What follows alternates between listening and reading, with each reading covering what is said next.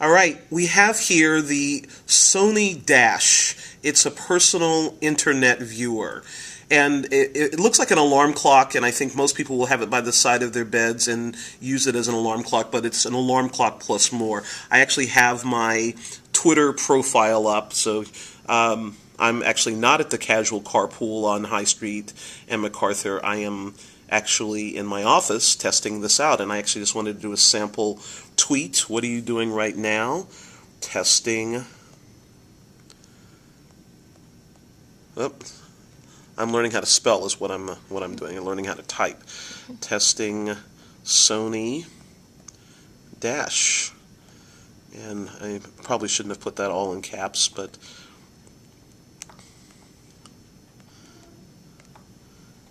probably it's just like any sort of device, you have to get used to typing on it.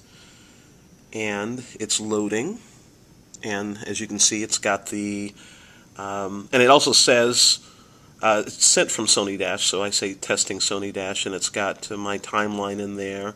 I showed you my profile earlier, and it's also can link to the public timeline on Twitter. So you can put, I'm sorry, Allie. Allie's doing the camera work here, and I just tilted it, so hopefully it's still good. And you can also customize it and go back. We're going to actually go back to the home menu.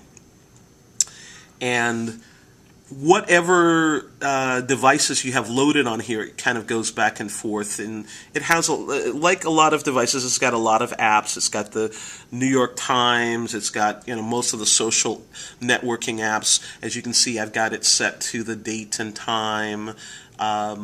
You can use it as an alarm clock. When I was testing it at home, I had it next to my bed, and it was actually really nice to be able to, particularly if you're an avid social networker, to be able to just pop up and when you're turning your alarm clock on or off, you can just check whatever social networks. Let's see if we can get into the New York Times. Actually, it worked. This is the New York Times podcast, and the front page is one that I use a lot. Let's see if we can get into this. This is uncharted territory. Okay. If only I would read the directions. It said, please select a station and press play. So, if it doesn't work, it's definitely user error. Oh, it works. On Monday's front page, the fail-safe device that failed on the rig in the Gulf. Minutes after the initial blowout. My favorite podcast, front page, a daily podcast. And then to get out of it, there's this button on the top that says menu. And as you can see, it also has a volume button right here to make it up or to make it higher or lower. So to get back to the main one, you just touch the menu button, and it gets back to this. Let's see a couple of other things that you can do with it. It's pretty amazing. The other thing is that it creates a big glow, but you can also, if you touch the menu button at night, you can do this, and it's very, very low light. And it just has the time. So I liked it as a device, and as I said, it gives you a lot of the internet, which is great, plus a great alarm clock and weather, and you can get podcasts. Again, the Sony Dash.